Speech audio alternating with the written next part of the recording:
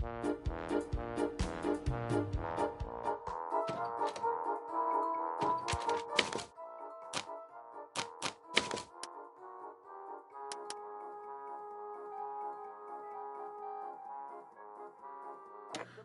opportunity.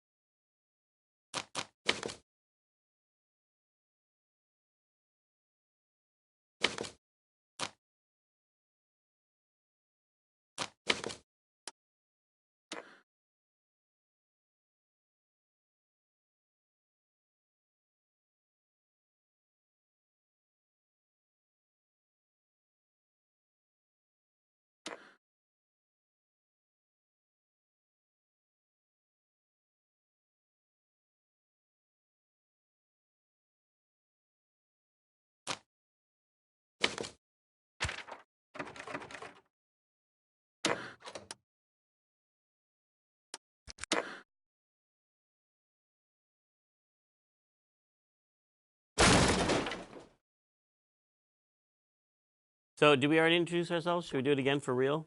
Who's going to start? Peter. Hi, I'm Peter Chan, and I'm the lead artist. You drew that painting right there, right? Yes, I did, yes. Okay. I'm Larry Ahern, lead animator. You killed that bird. I think that was a Leela scene. Oh, okay. She's the animal killer. I like the mustache trees in that last shot, Peter. I'm Tim Schaefer, co-project leader of this lovely game. And I am Dave Grossman, other project leader and designer and writer, along with Tim, of this lovely game. That should have been our titles, co and other. Co and other, yeah. Clint Bajakian, one of the composers. Peter McConnell, one of the composers. Nonsense. Nice. It makes me feel The game has begun, you guys. Okay, so we saw the lovely... What's the name of that classical music that plays during the opening voice? Rossini, William Tell Overture. It's the quiet part of the William Tell Overture. There's two classical pieces that mean morning in cartoons. Yes, there's that one, and then there's... Bum. And the other one is... That's from... Where is that from? I don't remember. It might be Peer Gynt or something like it. That's a good guess. It's not another place in the Rossini, is it? No, I think it's Peer Gynt. I think. But for that opening scene with the music, we actually got the score and sequenced the ink into the MIDI sequencer. Mm-hmm. That was one of the big panning sequences, like wide pieces of art for the game. Oh, the room shot? It was a double room. Mm-hmm. And I noticed there's a poster with an L from Laverne and Shirley on that poster back there. Here's one of our giant animation scenes. How did you lip sync back then? Because we didn't have any tool. Nowadays we use a tool for lip syncing. Do you just by hand? I think we just timed it out like the old-fashioned timing sheets. Now that was for the cinematics, but for in-game, wasn't it Eric Wilmunder? I thought it just blah blah blah chattered. I think the in-game was just on-off with audio on-off. Yeah, there's no actual lip syncing for the majority of the game, So it's which just is funny since I have gotten many compliments on the lip syncing for this game over the years. Because it loops around, and every percentage of the time it's on, right? Well, because I remember Yeah, Eric. I think Eric designed some kind of an algorithm for making the lips move to the level of volume. Yeah. Right. Yeah. If there Of the are pauses, waveform, of the pauses in waveform. the audio, it Waveform, stops yeah. moving the lips. Yeah. That's true.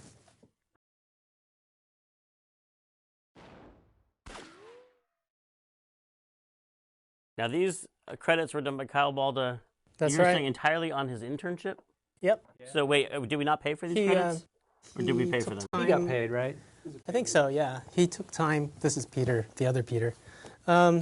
We took time out of CalArts. He came and spent some time with us, and we gave him this intro as an internship, and he did a fabulous job. Seems like a funny thing to do. Like, hey, you're an intern. You've never done this before. Do you want to do the entire animated intro? The most. But I remember when he did, when he finished something, he shared it with us. We were all blown away by it. Yeah, it was awesome. The most iconic signature piece. Can you hurry and finish that before you go back Do you to school? want to set the entire That's right. tone for the look of our game? And It was excellent. it was awesome. I would later learn that was the perfect this was the perfect piece to have Kyle work on because he was colorblind, as it turns out. I didn't know that. I saw him working on something else, and he had other people picking his colors for him. Oh, interesting. There was another 3D artist we had there in B Building that was colorblind too, and it was one of those things where people were just kind of, have you noticed everything he does? The reds don't make sense or whatever. I couldn't remember what it was. Oh, the cow. I always get really happy watching these credits. I like the stretchy cow neck. That cow should have showed up again later somewhere. Yeah. Missed opportunities. What if the cow had come on their journey with them? Everything would have been so different. Well, here's the story explanation right now for why the cow doesn't come. Because he's just tired. Doesn't want to make like the walk I've been up to the hill. mansion before.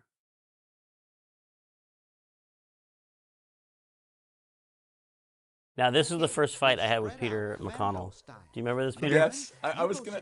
You were gonna mention that? You were gonna remember it because the opening cutscene was too long, and we always had a problem with too long opening cutscenes, and so we were like, let's split it in half and put an interactive sequence. So there's an interactive sequence that's about to start, but I seem to remember it was the wrong time of day for you because it's nighttime outside. It started in the daytime with the mutation scene, then it became nighttime. Right. But then what happened? Then it turned into daytime at the end. That's what bothered you because the music couldn't make that transition in your mind. Yeah, well, I think mostly I was crabby because we had to the cutscene and the interactivity required a bunch of programming in iMuse.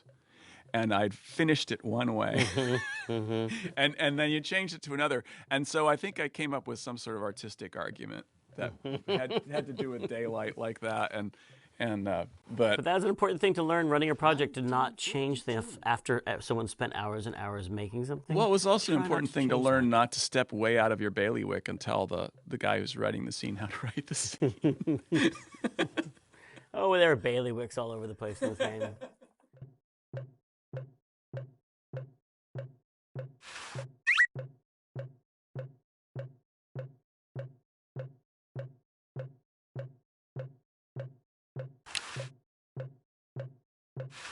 Aha! A secret passage. This is all too easy.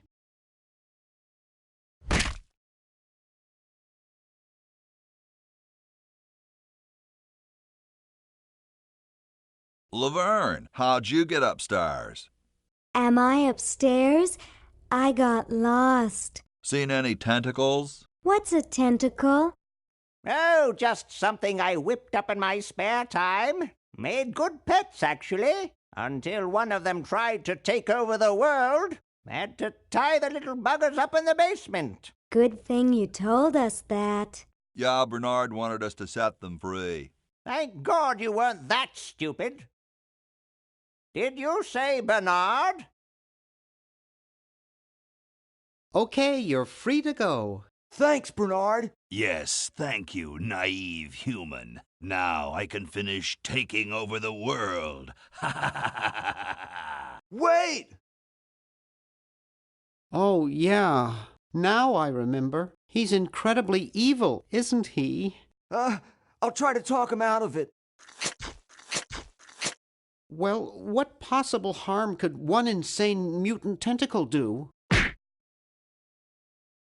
Leaping lab rats! Dr. Fred. What have you done this time, you meddling milquetoast? Now Purple Tentacle is free to use his evil mutant powers to take over the world and enslave all humanity! Whoops. Our only hope now is to turn off my sludge-o-magic machine and prevent the toxic mutagen from entering the river. Isn't it a little late for that, Doctor? Of course. That's why I'll have to do it. Yesterday, to the time machine. This is all your fault, Bernard. Behold, children, the Chronogon. Doc, can't you just send Bernard? No, you must all go to increase the odds that one of you will make it there alive. Have any people ever been hurt in this thing? Of course not. This is the first time I've ever tried it on people.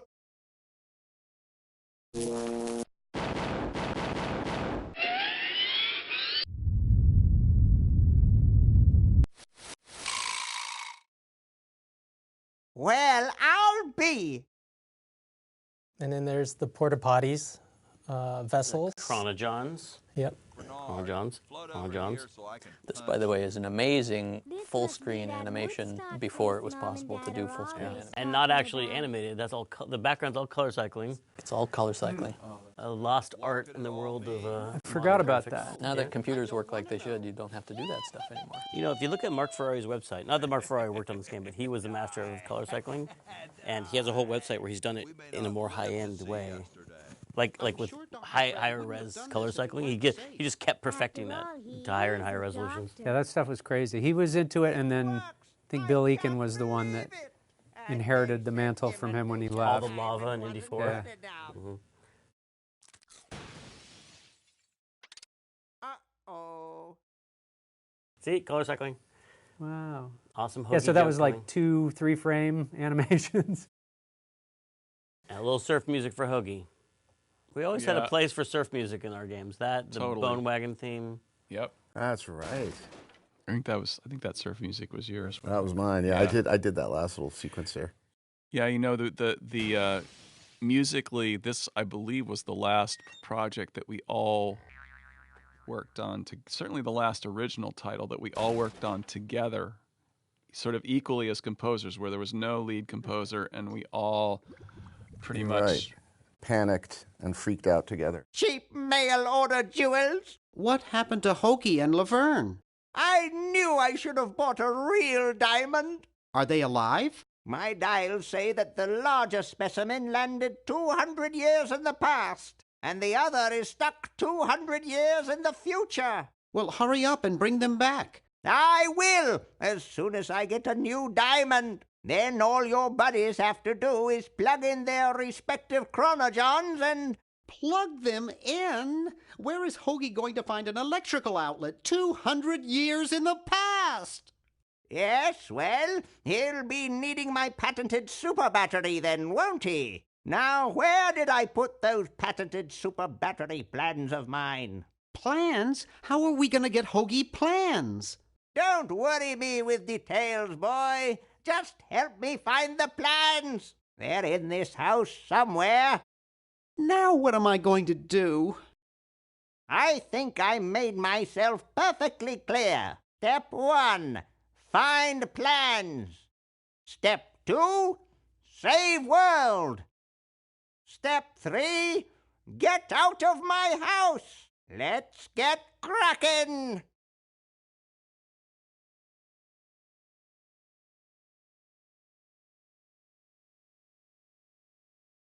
Okay, am I right, or is this is finally the game starting? Like the game, all of that was intro. Right, all that was intro. The game has now finally begun. And then as soon as you walk off screen, we freeze again for another cutscene. Okay, now we're playing. So the original cutscene was like 7 minutes before we added that brief, tiny introduction to. We always were wrestling with that. I felt in adventure games, like you want to tell the story and set it up for, the intro, but then you think of another, before the intro, we should do this other little intro, and then you'd end up with all these like intros to the intros to the intros, and they get super long. I feel like that's just because we were inexperienced writers. No, I think some people like that. Some people like that you set the whole stage and then they're interactive, and some people are just clicking and they want to get to it. Yeah, but we never respected those people, to be honest, who just click to get through it. The reality is you guys had a story to tell, and that's the way to set it up and get people invested in it so that when they actually get into the interactive part, they feel invested. And were these cutscenes escapable back then? Did we? Yes. Cause tyrannical delusions if ingested. Warning, output from this device is highly toxic and may cause tyrannical delusions. Okay, am I right, or is this is finally the game starting? Like the game, all of that was intro. Right.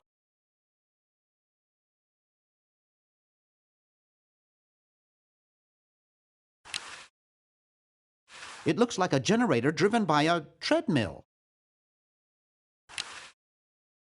I think it's designed to run with something, more like a small rodent. Okay, am I right, or is this is finally the game starting? Like the game, all of that was intro. Right, all that was intro. The game has now finally begun. And then as soon as you walk off screen, we freeze again for another cutscene. Okay, now we're playing. So the original cutscene was like 7 minutes before we added that brief, tiny introduction to. We always were wrestling with that. I felt in adventure games, like you want to tell the story and set it up for, the intro. But then you think of another, before the intro, we should do this other little intro, and then you'd end up with all these like intros to the intros to the intros, and they get super long. I feel. I'm surprised I ever got out of there alive.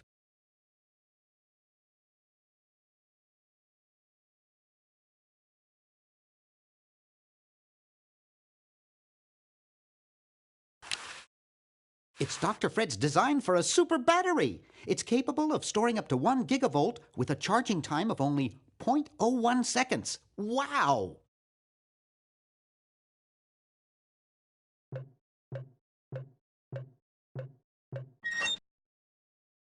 Yoo-hoo! Dr. Fred?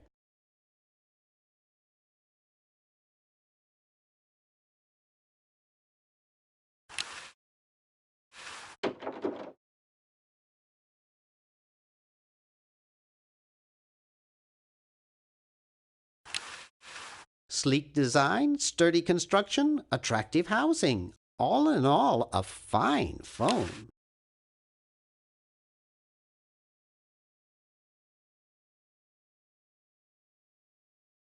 I don't have time for that now. I'm on a mission. It's closed. Boy, the Edisons are a spectacularly ugly family. Wow, it's from my favorite movie.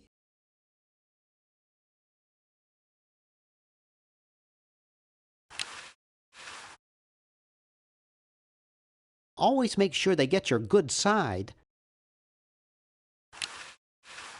Looks like Dr. Fred wearing a powdered wig. Handsome in a way, but I'm glad he eventually accepted his hair loss.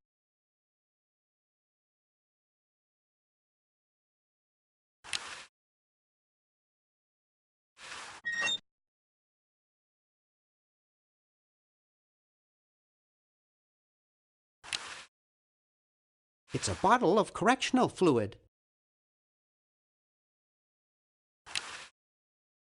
It's a bottle of correctional fluid.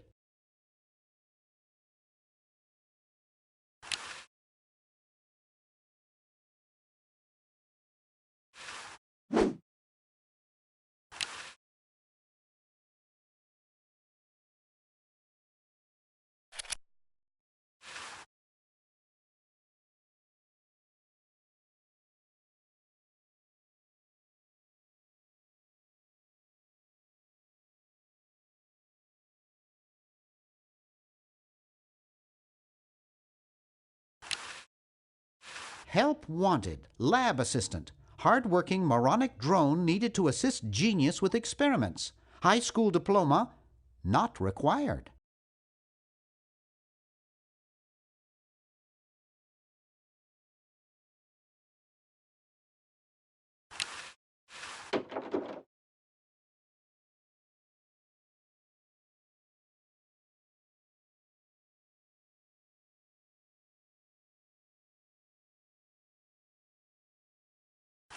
I guess not too many birds bathe in the evening. It's closed.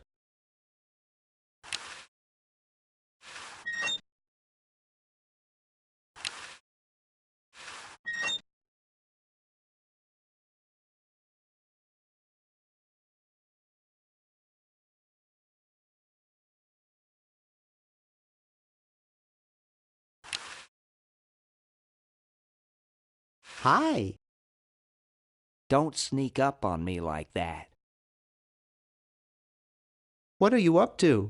I locked my keys in the car.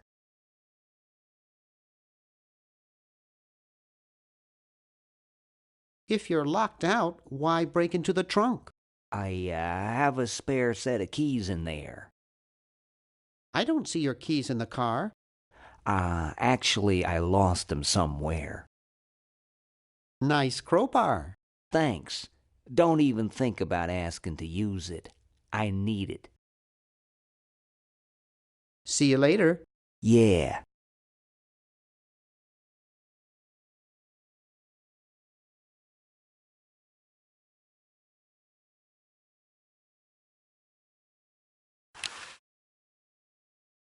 It's really dirty.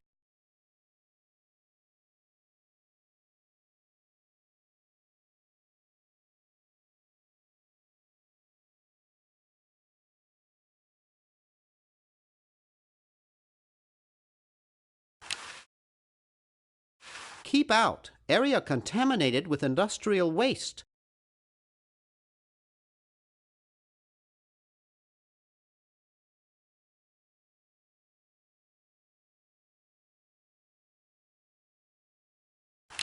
It looks like pureed horseshoe crab.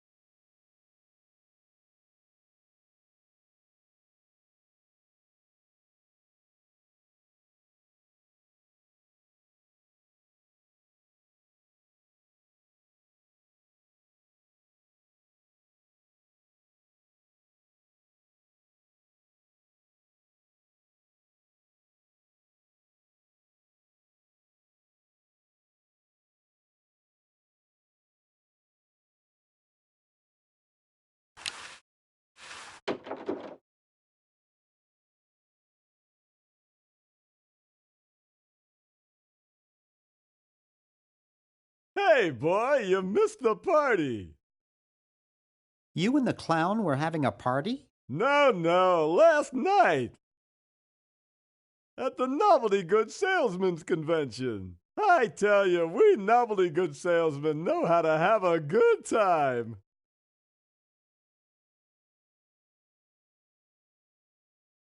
You haven't seen any plans for a super battery around, have you? Battery? I wouldn't know about anything like that. I'm just a novelty goods distributor specializing in cigars. So, want a cigar?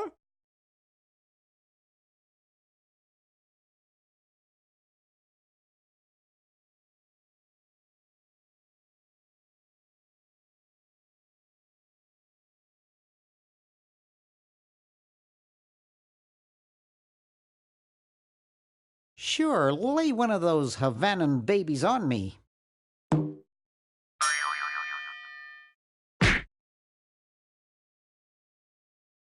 Thought I was gonna blow your head off there, didn't you? Well, you were right.